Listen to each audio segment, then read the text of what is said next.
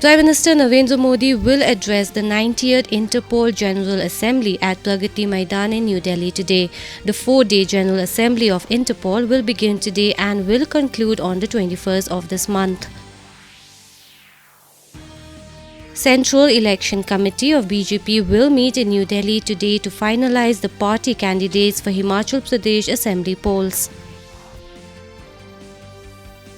United Nations General Secretary Antonio Guterres will arrive in India today on a 3-day official visit.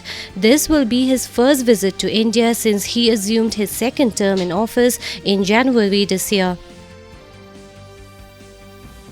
Chief Minister Conrad K. Sangma and Education Minister Lakshman Zumboi conducted a surprise inspection at the government-run Pine Mount School on Monday after a section of teachers, parents and former students had staged a protest recently alleging mismanagement.